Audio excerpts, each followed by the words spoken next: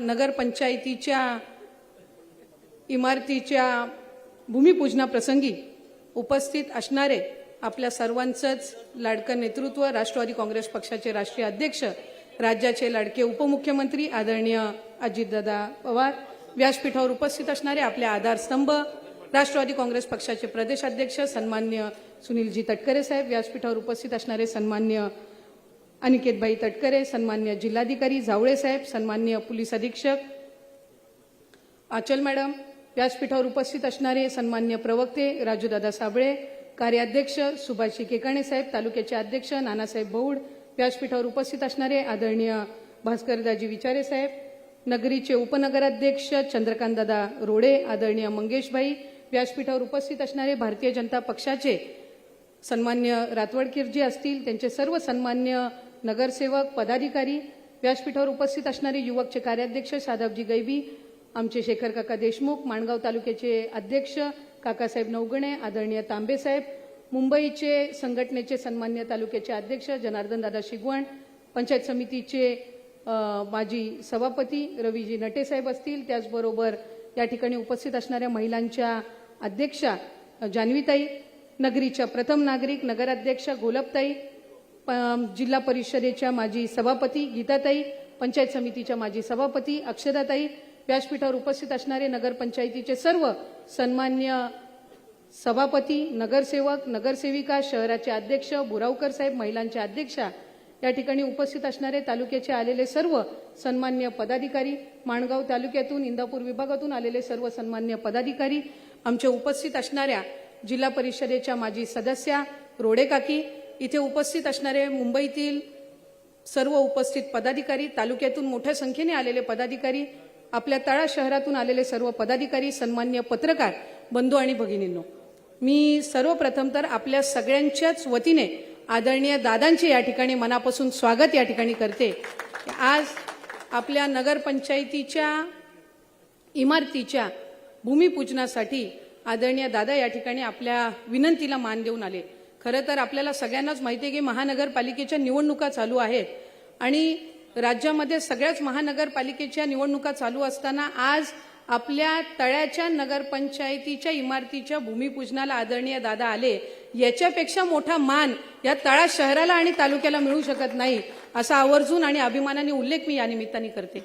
चंडिका देवीच्या आशीर्वादाने, तुम्हा सर्वांच्याच पाठबळाने आदरणीय तटकरे साहेबांनी या संबंध भागामध्ये जवळपास 35-40 वर्ष या ठिकाणी काम केलं, नेतृत्व केलं आणि काम करत असताना ज्याचा उल्लेख आदरणीय चंद्रकांत दादांनी या ठिकाणी केला की या तालुक्याची निर्मितीच आदरणीय तटकरे साहेबांच्या माध्यमातून झाली। माणगाव आणि तळा हा एकत्रितपणाने एक तालुका होता आणि त्यावेळेला असणारी परिस्थिती ही सर्व या ठिकाणी बसलेली वडीलधारी मंडळी जाणतात। इथे उपस्थित असणाऱ्यांपैकी काही मंडळींनी तर माझ्या आजोबांसोबत कैलासवासीय दत्ताजीराव तटकरे साहेबांसोबत सुद्धा काम केलेलं आहे आणि 35-40 वर्ष आपण आदरणीय तटकरे साहेबांसोबत सुद्धा काम करत आलात।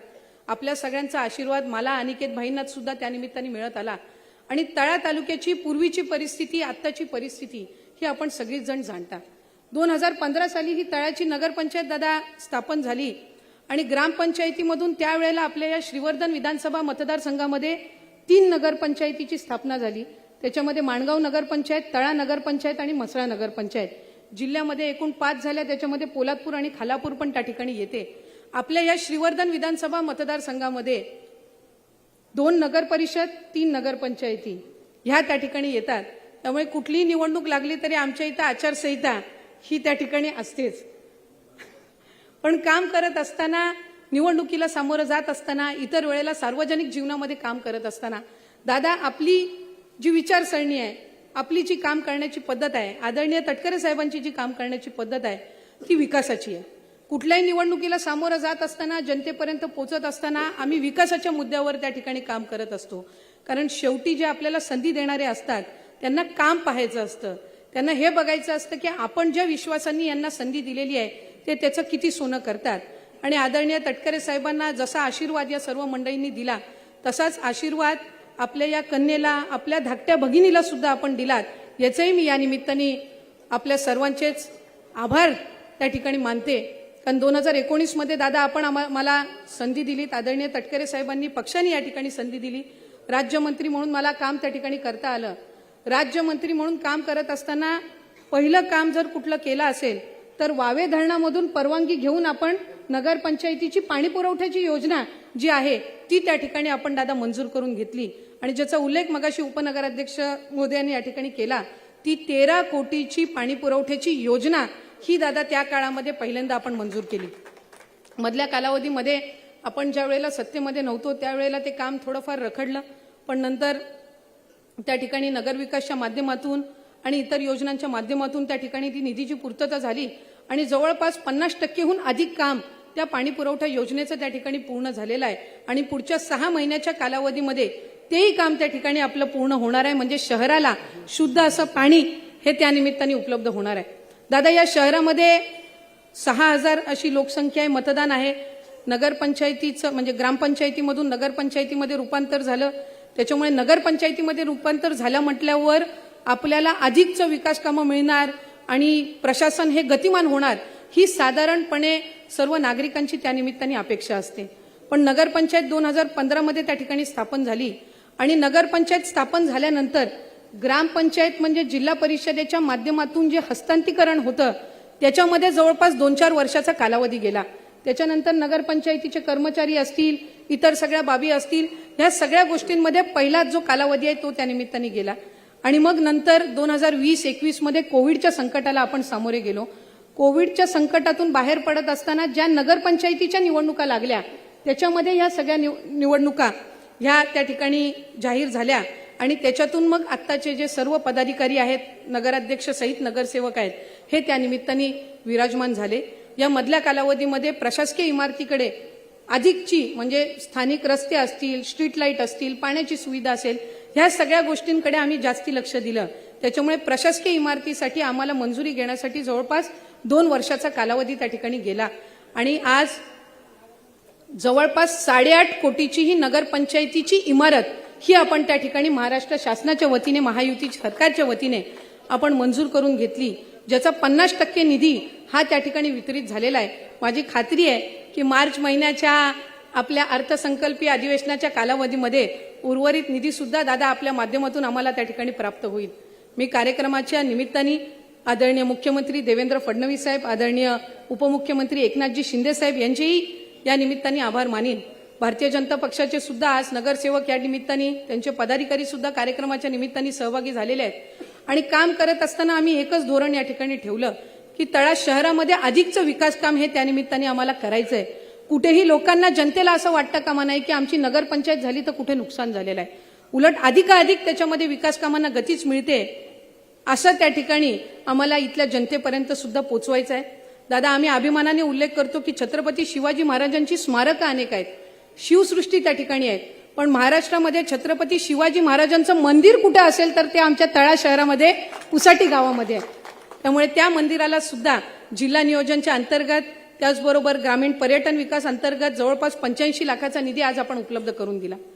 दादा, हे शहर तळा गडाच्या पायथ्याशी आहे आणि म्हणून तालुक्याला सुद्धा त्या निमित्ताने नाव मिळालेलं आहे.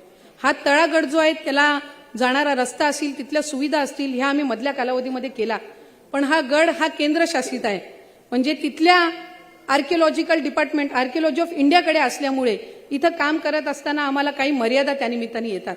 दरवर्षी भाई आपण असो, सर्व मंडळी इथे छत्रपती शिवाजी महाराजांचे आपण भक्त आणि मावळे आहोत आणि त्या निमित्ताने आम्ही दरवर्षी मशाल यात्रा जी आहे ती आमची गडावर त्या निमित्ताने निघत असते आणि मोठ्या संख्येने सर्व जे भाविक आहेत, तिथं असणारं ग्रामदेवत आहे तिथेही नतमस्तक व्हायला येत असतात आणि त्याचबरोबर छत्रपती शिवाजी महाराजांना मानवंदना करायसाठी सुद्धा येत असतात.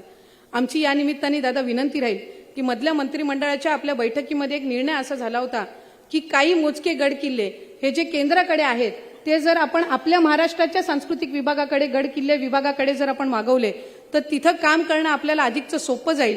कारण निधी दादा आपण उपलब्ध करून देता.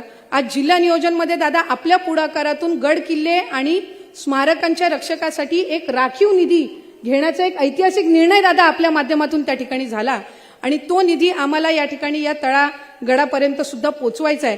तो पोचवत असताना जे आर्किओलॉजी ऑफ इंडियाकडनं मंजुरी मिळाल्यानंतर नंतर ज्या कामाच्या अडचणी येतात त्या जर दूर करायच्या असतील तर हा गड जर आपल्या महाराष्ट्र सरकारकडे आपण मागून घेतला तर तिथं अधिकाधिक चांगल्या पद्धतीनं आम्ही काम करू शकू. तिथली जी तटबंदी आहे, तिथले जे गड किल्ले आहेत, तिथं आम्ही चांगल्या पद्धतीनं स्वच्छता त्यानिमित्ताने करू शकू. आणि ती करत असताना दादा आपलं मोलाचं सहकार्य त्यानिमित्ताने मिळावं अशीच माझी सर्व तळ्यातल्या नागरिकाच्या वतीने आपल्याला विनंती राहील. आज आपण मोदी तलावाचं सुद्धा सुशोभीकरण केलं. दादा या शहरामध्ये एकूण असणारे ऐतिहासिक असे 5 तलाव आहेत. त्याच्यापैकी 2 तलावांचं काम हे आपण या ठिकाणी आज हाती घेतले, ज्याचं भूमिपूजन एकाचं आपल्या हस्ते झालं आणि दुसरं जे मंदिराच्या इथलं आहे ते आपण त्यानिमित्ताने आज मंदिर आणि तलाव दोन्ही सुशोभीकरण केलेलं आहे. पुढच्या कालावधीमध्ये उर्वरित 3 तलावांचं सुद्धा आज रितेश सुद्धा या ठिकाणी आहे, त्यांनाही आम्ही त्या ठिकाणी आश्वासित केलेलं आहे आणि नगरपंचायतीलाही आश्वासित केलेलं आहे की उरलेल्या 3 तलावांचं सुद्धा आम्ही सुशोभीकरण करू. दादा मधल्या कालावधीमध्ये निसर्ग चक्रीवादळ झालं. आपल्या कार्यालयामध्ये एक मीटिंग झालेली होती आणि त्या कार्यालयाच्या मीटिंगमध्ये आपण अशा सूचना दिल्या होत्या की जिथे जिथे निसर्ग चक्रीवादळ झालेलं आहे तिथं आपण भूमिगत विद्युत दाहिनी म्हणजे अंडरग्राऊंड इलेक्ट्रिफिकेशन त्यानिमित्ताने करावं. आणि पहिल्या टप्प्यामध्ये जे काही अंडरग्राऊंड इलेक्ट्रिफिकेशनचे प्रस्ताव मंजूर झाले त्याच्यातलं एक साहेब या तळा नगरपंचायतीच्या हद्दीतला सुद्धा मंजूर झाला आणि तेही काम आपण पुढच्या कालावधीमध्ये सुरू करणार आहोत. त्यामुळे दादा आपलं मार्गदर्शन, आपलं पाठबळ खऱ्या अर्थानं मिळत असल्यामुळे या श्रीवर्धन विधानसभा मतदारसंघामध्ये काम करण्याची संधी ही त्यानिमित्ताने मिळत आहे. आदरणीय तटकरे साहेब तर नेहमीच या सर्व विकास कामांमध्ये लक्ष ठेवून असतातच, पण दादा आमची या निमित्ताने विनंती राहील की आज नगरपंचायतीचं माणगाव नगरपंचायत असेल, इथंही 21 कोटीचा निधी दादा त्या ठिकाणी आपल्या माध्यमातून मंजूर झाला. एकनाथ शिंदे साहेबांच्या माध्यमातून सुद्धा त्यानिमित्ताने मंजूर झाला. म्हसळ्याच्या नगरपंचायतीचं काम त्या ठिकाणी सुरू आहे, तेही दादा आपल्या माध्यमातून त्या ठिकाणी मिळालं. आमच्या सगळ्यांची या ठिकाणी विनंती राहील की ज्या आज इमारतीचं भूमिपूजन दादा आपल्या हस्ते झालेलं आहे, मर्यादित कालावधीमध्ये ती पूर्ण करून उद्घाटन सुद्धा दादा आपल्या हस्ते त्या ठिकाणी व्हावं अशीच एक इच्छा आमच्या सगळ्यांचीच त्यानिमित्ताने आहे. मी पुन्हा एकदा आदरणीय दादांचे मनापासून आभार या ठिकाणी मानते आणि चंडिका मातेच्या चरणी इतकीच प्रार्थना करते की या सबंध भागामध्ये दादा आपल्या तटकरे साहेबांच्या माध्यमातून अधिकाधिक विकास काम करण्याचं बळ आणि विचारसरणी ही आम्हाला त्यानिमित्ताने मिळावी. पुन्हा एकदा आपल्या सर्वांच्या वतीने दादांचे आभार. जमलेल्या सर्वच बंधू भगिनींचे या ठिकाणी स्वागत. धन्यवाद. जय हिंद, जय महाराष्ट्र.